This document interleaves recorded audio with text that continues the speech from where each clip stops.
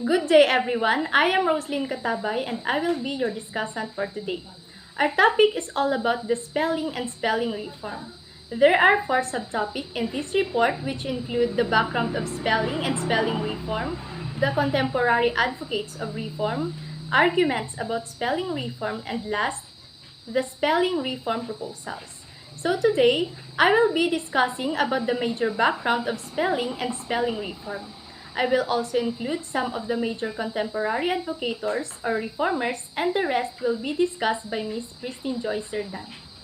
At the end of this discussion, the students must first learn the origin of spelling and the importance of it, recognize the English spelling advocators and reformers, know the principles of reformers and their reasons for English spelling to be reformed, and last, apply the simpler and new English spelling for better understanding.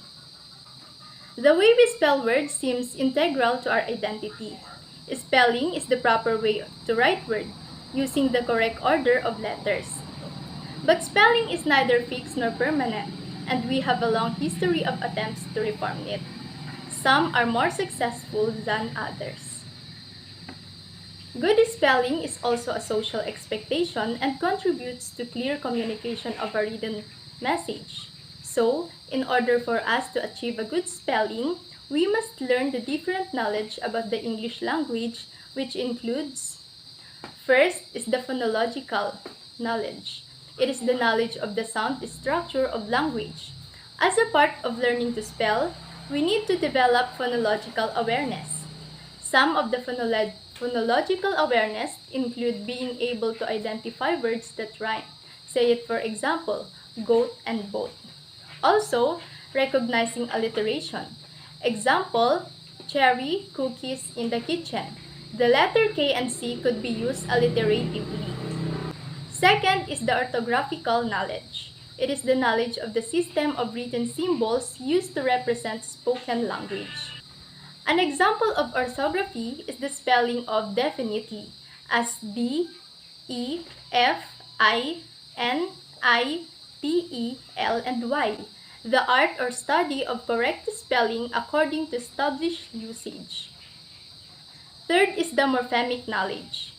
It is the knowledge of the smallest parts of words that carry meaning.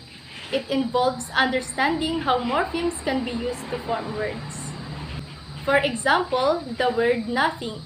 It consists of 2 morphemes which are no and thing. And lastly, the etymological knowledge. It is the knowledge of the origins of words. It is all about how the history and origins of words relates to their meaning and spelling. For example, the Greek word graph, which means write. It is the root or stem of the family of words such as graphics, autograph, and photography. On the other hand, the spelling reform refers to any organized effort to simplify the system of English orthography. Over the years, organizations such as the English Spelling Society have encouraged efforts to reform or modernize the conventions of English spelling. It seeks to change English orthography so that it is more consistent, match pronunciation better, and follows the alphabetic principles. Common motives for spelling reform include quicker learning and making English more useful as an international auxiliary language. Here are some of the contemporary advocates of reform. The first, English spelling reformer, Orms Ormulum.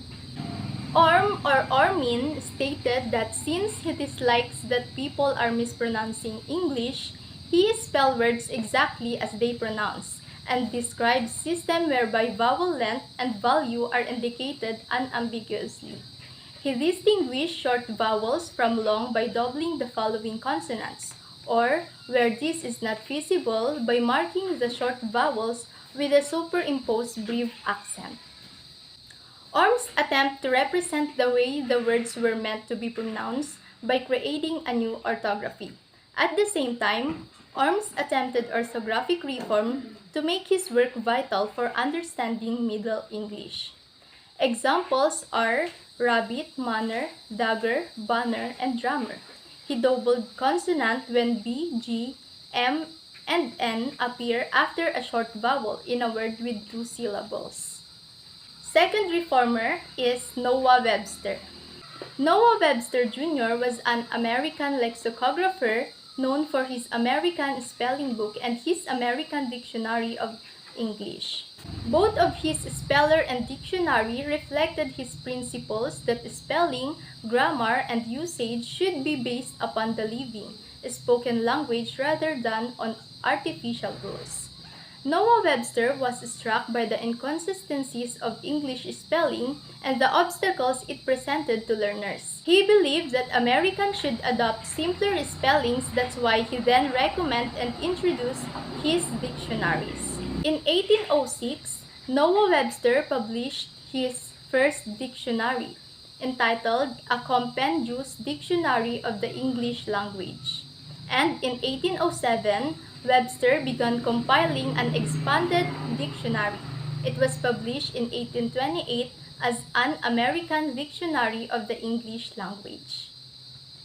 Learning to spell helped us to develop a strong connection between the letters and their sounds to mastery level that improves both our reading and writing skills. Learners who feel confident with letters and word patterns are able to read and comprehend more complex texts.